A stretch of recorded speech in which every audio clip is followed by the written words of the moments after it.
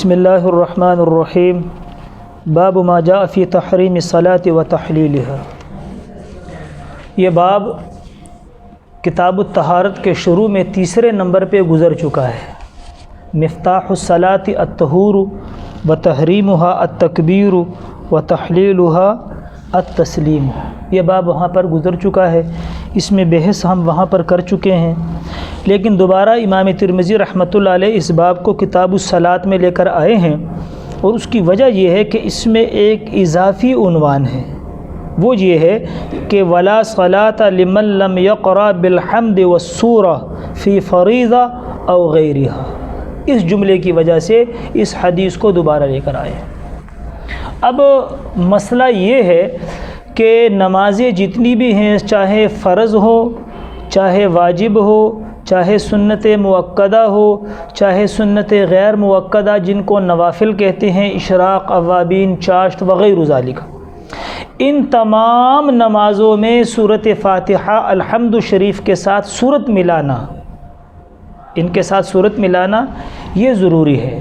اس مسئلے کو یہاں پر امام ترمذی بیان کرنا چاہتے ہیں، لیکن فرض کی پچھلی رکعتوں کو چاہے وہ دو ہوں چاہے ایک ہو، جیسا کہ ظہر، عصر اور عشاء یہ چار چار رکعت ہیں، ان میں پچھلی دو رکعت بچ جاتی ہیں جس کے اندر صرف ہم فاتحہ پڑھتے ہیں، سورت نہیں پڑھتے،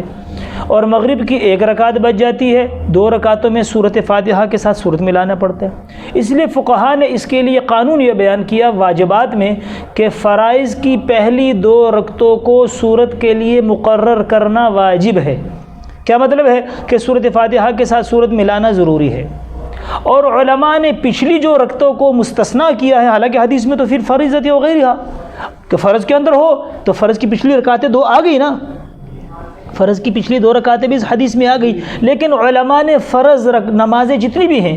فرض کی پچھلی رکعتوں کو مستثنیٰ کیا ہے کہ فرض کی پچھلی رکعتیں چاہے دو ہوں جیسے ظہر، عصر اور عشاء، یا ایک ہو جیسے مغرب کی، ان میں سورۃ فاتحہ کے ساتھ سورت نہیں ملائی جائے گی۔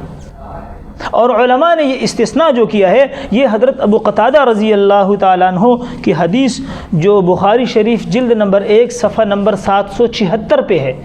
صفحہ نمبر 7 حدیث نمبر 700 صفحہ نہیں حدیث نمبر 776 جلد نمبر 1 ابو قتادہ رضی اللہ عنہ فرماتے ہیں کہ حضور علیہ الصلوۃ والسلام سورۃ فاتحہ کے ساتھ پہلی دو رکعتوں میں، یعنی فرائض کی پہلی دو رکعتوں میں سورۃ فاتحہ کے ساتھ سورت ملاتے تھے، اور پچھلی رکعتوں میں سورۃ فاتحہ کے ساتھ سورت نہیں ملاتے تھے۔ تو پچھلی دو رکعتوں کا استثناء علماء نے بخاری شریف کی اس حدیث کی بنیاد پر کیا ہے۔ دوسرا مسئلہ کہ یہاں حکم مجموعہ پر ہے، فاتحہ پہ نہیں ہے، سورۃ فاتحہ اور سورت کے مجموعے پر حکم ہے، صرف فاتحہ پہ نہیں ہے۔ بات سمجھ میں؟ یہاں حکم جو ہے سورۃ فاتحہ اور سورت کے مجموعے پر ہے، اور حدیث جو باب کے شروع میں تھی یہ اس سے بھی زیادہ ضعیف ہے۔ باب کے اندر حدیث ہم نے وہاں پر بھی بیان کیا تھا، وہ اسماعیل کی وجہ سے ضعیف تھی، یہاں پر جو اس باب میں حدیث لا رہے ہیں وہ اس حدیث سے بھی زیادہ ضعیف ہے، کیونکہ اس میں طریف سعدی یہ اسماعیل سے بھی زیادہ ضعیف ہیں، لیکن ان کے ضعف کی وجہ سے حدیث پہ کوئی اثر نہیں پڑتا۔ کیوں کہ اس باب کے اندر جو ہم نے یہ جملہ کہا ہے کہ یہاں مجموعے پر حکم ہے، فاتحہ اور سورت کے مجموعے پر دونوں مراد ہے، فاتحہ مراد نہیں ہے، ان کے مجموعہ مراد ہے، اور اس میں باب میں صحیح روایت موجود ہے۔ باب میں یہ تو ضعیف ہے لیکن مسئلے پہ اثر نہیں پڑتا، کیوں کہ باب میں صحیح روایات موجود ہے۔ مسلم شریف جلد نمبر 1 صفحہ نمبر 169 169 صفحہ نمبر 169 مسلم شریف جلد نمبر 1 عبادہ بن صامت رضی اللہ تعالیٰ عنہ کی حدیث وہاں پر موجود ہے۔ وہ فرماتے ہیں کہ لا صلاۃ لمن لم یقرأ بفاتحۃ الکتاب یا بأم الکتاب فصاعدا کے الفاظ ہیں، تو فصاعدا سے سورت مراد ہے کہ اس آدمی کی نماز نہیں ہے کہ جس نے فاتحہ بھی نہیں پڑھی اور اس کے ساتھ سورت بھی نہیں پڑھی۔ دوسری حدیث جو ہے ابو داؤد شریف صفحہ نمبر 118 ابو داؤد شریف صفحہ نمبر 118 ابو ہریرہ رضی اللہ عنہ کی حدیث ہے کہ لا صلاۃ الا بأم الکتاب فما زاد، کہ اس آدمی کی نماز نہیں جو فاتحہ بھی نہیں پڑھتا اور سورت بھی ساتھ نہیں پڑھتا۔ اور فاتحہ خلف الایمان کا جو امام کا مسئلہ ہے کہ امام کے پیچھے فاتحہ پڑھنا، وہ باب آگے انشاءاللہ مستقل آ رہا ہے۔ تو دو باتیں یہ ہوگی کہ یہاں حکم مجموعے پر ہے۔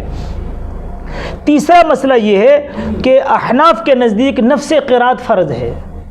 اور رکن ہے، نفس قرات فرض ہے اور رکن ہے، کیونکہ سورہ مزمل کی آیت نمبر 20 میں فَاقْرَؤْا مَا تَيَسَّرَ مِنَ الْقُرْآنِ اللہ نے فرمایا کہ قرآن میں جتنا تمہیں آسانی سے یاد ہو پڑھ سکو اتنا پڑھ لو۔ تو اس آیت کی وجہ سے نفس قرات رکن بھی ہے، فرض بھی ہے، اور سورۃ فاتحہ کا ساتھ ملانا ان روایات کی وجہ سے واجب ہے۔ سورۃ فاتحہ کا پڑھنا واجب ہے، نفس قرات فرض ہے اور رکن ہے۔ اور ائمہ ثلاثہ کے نزدیک فاتحہ کا پڑھنا فرض ہے اور سورت کا ملانا سنت ہے، سورت کا ملانا سنت ہے۔ دلائل انشاءاللہ وہاں پر آ جائیں گے تفصیل کے ساتھ۔